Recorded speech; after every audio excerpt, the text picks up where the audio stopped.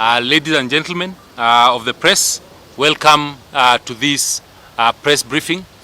With you today, we are members of the political parties Liaison committee, representing the 68 political parties that are registered in this country. And we are really grateful to you for being here with us, and also for the PPLC members for making time to be here today on this very important matter. The Political Parties Liaison Committee is a body created under Section 38 of the Political Parties Act, comprising of all registered political parties, providing for a platform of dialogue between political parties, the Independent Electoral and Boundaries Committee, IEBC, and the Registrar of Political Parties, ORPP. PPLC has observed with concern the soaring of the political climate in the country, which is deteriorating in spite of the country battling the unprecedented crisis brought about by the global COVID-19 pandemic. It is undoubtedly clear, as the central bank governor stated last week, that the crisis has and will continue to precipitate an unprecedented economic downturn by the collapse of SMEs, loss of jobs and livelihoods. In fact, it is anticipated that over 2 million youth could lose their jobs at the back of this pandemic, not to mention the youth who are still unemployed before the pandemic. For this reason, many Kenyans cannot put food on their tables as we speak. Indeed, your mama mbogas, the juakali artisans, and numerous Kenyans in general are suffering as a result of this pandemic. It therefore saddens us greatly that at such a time, some are using this period to dedicate their efforts to making political machinations day and night, instead of joining hands to find a solution to mitigate the suffering of Kenyans. We are aware of the political maneuverings geared towards killing political parties in a bid to eradicate multi-party democracy, which is exposed in our constitution. On a daily basis, despite directives given by government, we note with concern the inequalities being experienced as people are making those political schemes. We have families, husbands and wives, the parents and children that have been separated by the cessation of movement, yet we see various political players crisscrossing county borders, defying government movement restrictions, and even holding parties late into the night with the sole intent of creating a political narrative that aims to justify their proposals to curtail political parties, an outright infringement on multi-party democracy, and an affront to the constitution they all purport to protect and uphold. Political parties have long been under attack, and this started off with a skewed allocation of the political parties fund to benefit only 2 political parties. These 2 parties have, since the inception of the fund, which is taxpayers' money, shared out approximately 10 billion. Yet we have 44 political parties with representatives in parliament and the county assemblies who do not receive even a penny. All efforts to expand the allocation of these monies to benefit all political parties in order to create a level playing field have consistently been thwarted, the last being the scrapping of the proposal supporting political parties funding that had sailed through the second reading of Parliament in March this year under the Representation of Special Interest Groups Laws Amendment Bill of 2019. We further note that the schemes have been extended to the appointment of the Registrar of Political Parties, a move that was started at a time when Jubilee Party had its internal wrangles. This action is meant to either intimidate the current acting registrar or to allow room for the appointment of a politically correct registrar who will play ball with the system to orchestrate this devious plan to finish political parties. In an affront on an independent office, that is an affront on an independent office and gravely undermines democracy and multi-party in Kenya. Further to this, on the issue of constitutional change, we note the Constitution of Kenya Amendment number 5 Bill of 2019, which seeks to amend Article 90 of the Constitution to provide that each person who is nominated for election as President or Deputy President shall automatically be the first and second on a party list for nomination into Parliament after election. Constitutional changes such as this have a monumental bearing on the country and on political parties. Constitutional changes ought to be carefully considered, discussed, and agreed upon. During this COVID-19 period, the National Treasury has completely refused to release funds for the Political Parties Liaison Committee to meet and consult on this and other far-reaching proposed amendments to our laws. Political parties are seeing this as a calculated plan to ensure that their voices are muzzled and that their logical existence is put to question, or how else would one explain lack of involvement of political parties on political matters? We would like to restate and reiterate that the involvement of PPLC, which encompasses all the registered political parties, is critical for peaceful elections and institutionalization of democracy in Kenya. In this regard, therefore, the government ought to be an enabler so that Kenyans can engage in dialogue aimed at achieving free, fair, and credible elections, which will ensure peace prevails in Kenya at all times. We are demanding the following, therefore. A sincere consultation process on the proposed upcoming referendum and amendments to the Constitution with all political parties, starting with the release of funds for the Political Parties Liaison Committee by National Treasury to enable political parties consultation to continue. 2, the allocation of political parties fund fairly and equitably to all registered political parties.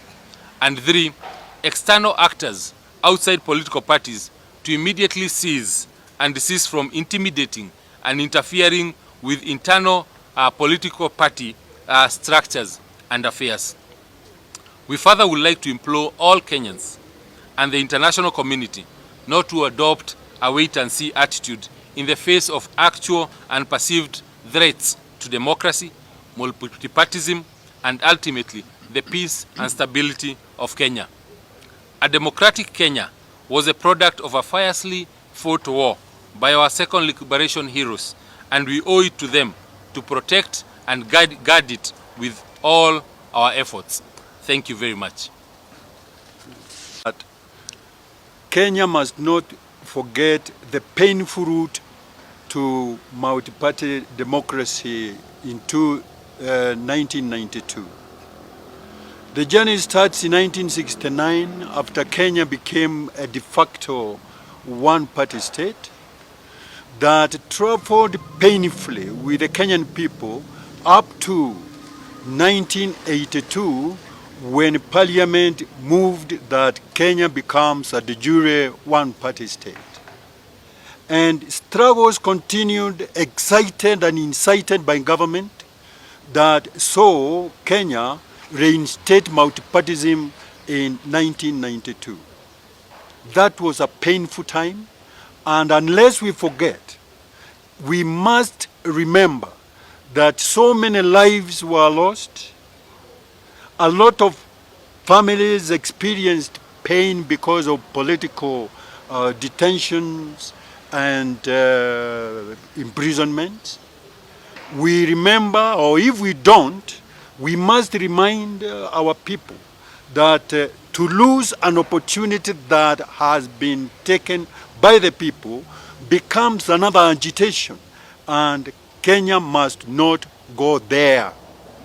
First, we have experienced greed and selfishness in state management.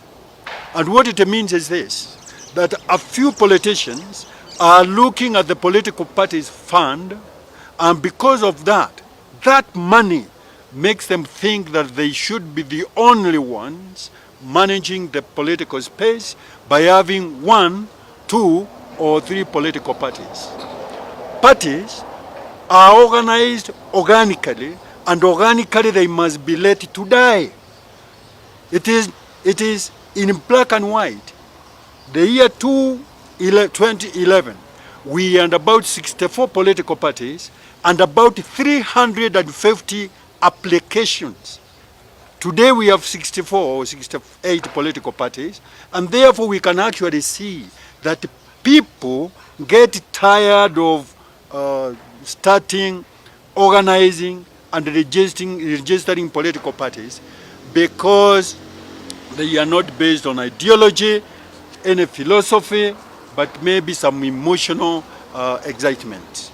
So we are asking the country and the government, for that matter, not to excite Kenyans to one's agitation, and we do not want to disrupt peace by demonstrations that we have already witnessed sometimes in this country, and Uhuru and his government must beware that whatever they try to do, which is not democratic, touches our people the wrong way.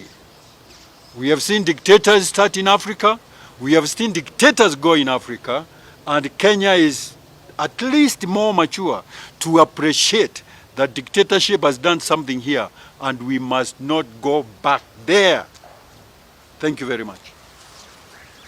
The press, my name is Jane Jiru. I am the immediate former chair of the Political Parties Liaison Committee. We have worked extremely hard to sustain political parties in Kenya. As we stand today, the law states that for you to have a political party in Kenya, you must have at least 24 offices across the country. You must have at least 24,000 members drawn from across the country. We have over 44 political parties with representatives. Yet only 2 political parties share in that fund. And at the same time, they expect us to continue to comply. The political schemes and machinations are going to come down to tell us, hey, look here, you are a political party, you do not have an office in such and such an area as you stated. Where do they expect the political parties to draw funds? How do we create a level playing field in Kenya for all political parties? Because every political party aims at capturing power.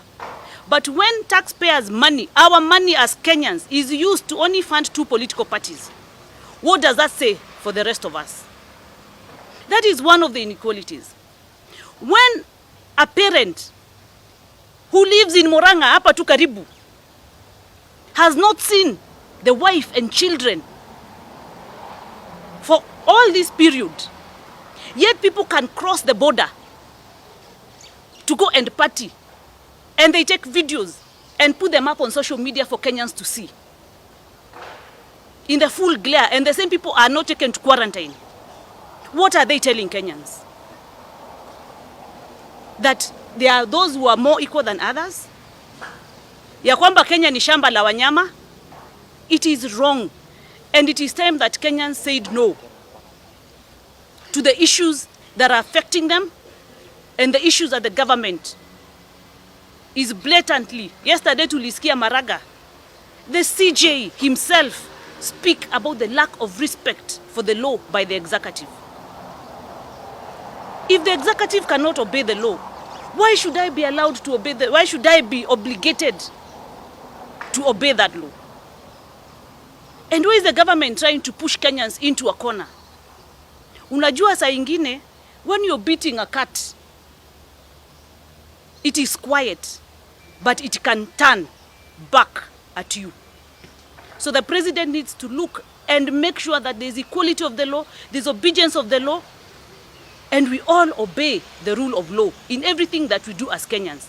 We do not want to go back to where we have been in the past. We do not want to go back to as recent as tear gas Mondays. But if Kenyans are pushed, yes, it will come to that. Thank you very much. Very good. Yes, Multi-party power. Power. Multi-party power. Power. Multi-party power. Power. Multi-party power. Power. Multi-party power. Power. Multi-party power. Power. Multi-party power. Power. Thank you. That's it. Any questions? Yes, Chair.